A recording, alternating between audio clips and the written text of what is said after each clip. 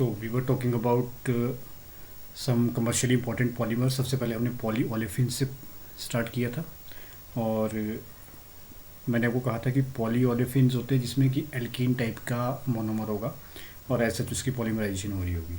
तो उसके हमने कुछ केसेस देखे थे लाइक पॉलीथाइलिन, फिर हमने कुछ ब्यूटाइलिन टाइप के पॉलीमर पढ़े थे। आज एक और पॉलीमर जो इसमें डिस्कस करने को रह गया था दैट इज़ पॉलीप्रोपाइलिन, यानी कि जो प्रोपाइलिन होगा उसका पॉलीमर है ये एज सच प्रोपाइलिन का स्ट्रक्चर है। So n number of this propylene monomers combine to form polypropylene.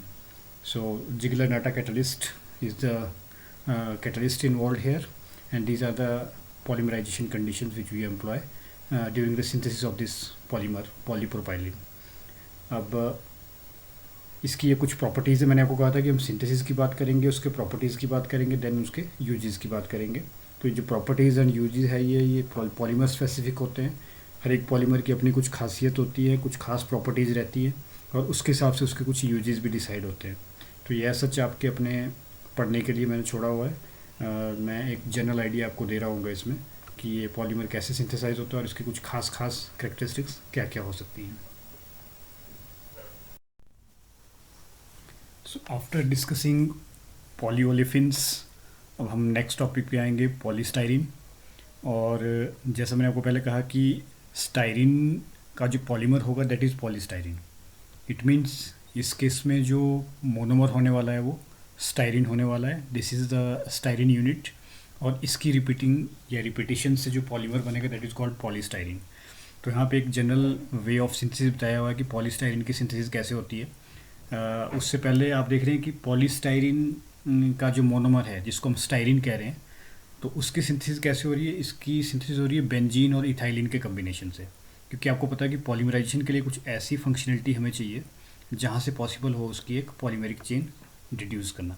तो यहाँ पे वो जो रिपीटिंग यूनिट या जो पॉलीमराइजिंग यूनिट होगी वो इथाइलिन रहने वाली है और ये बेंजीन रिंग के साथ कनेक्ट होगी। तो ये इसका वे ऑफ सिंथेसिस बताया हुआ है कि in the presence of this aluminium trichloride catalyst ethyl benzene is obtained and then further treatment with alumina or ferric oxide. This is again the catalyst. We are going to get finally the styrene. So it is styrene which will get polymerized to get this polymer polystyrene. अब इसकी थोड़ी सी properties और uses देख लेते हैं। ये इसकी कुछ जनरल प्रॉपर्टीज़ यहाँ पे डिस्कस की हुई हैं। तो जब भी किसी पॉलीमर के बारे में लिखने को आएगा तो आपको उसको सिंथेसिस का तरीका बताना पड़ेगा कि कैसे सिंथेसिस होती होगी उसकी, उसमें मोनोमर क्या रहने वाला है या कुछ इंपॉर्टेंट रिएक्शन कंडीशंस क्या रहने वाली है। उसके बाद उसकी आप प्रॉपर्टीज़ की और डेली लाइफ में उसका क्या यूज़ है उसकी बात कर रहे होंगे। तो मतलब एक पर्टिकुलर पॉलीमर पे नोट लिखने के बाद तो this much you have to write there. So first of all let's we start with properties.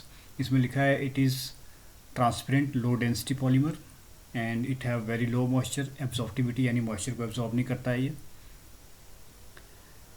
It has good chemical stability and high involving and optical properties. तो ऑप्टिकल प्रॉपर्टीज़ मतलब हम इसको optics में use कर सकते हैं, जैसे कि चश्मे वगैरह बनाने के लिए। Polystyrene is a linear polymer which is relatively inert chemically. Chemical inertness का मतलब है कि इजीली किसी केमिकल के साथ रिएक्ट नहीं करता है। It is transparent, it has high refractive index and useful for plastic optical components. तो जो हमारे ऑप्टिकल ग्लासेस होते हैं उनके जो प्लास्टिक कंपोनेंट होते हैं उसको बनाने के लिए ये यूज़ होता है।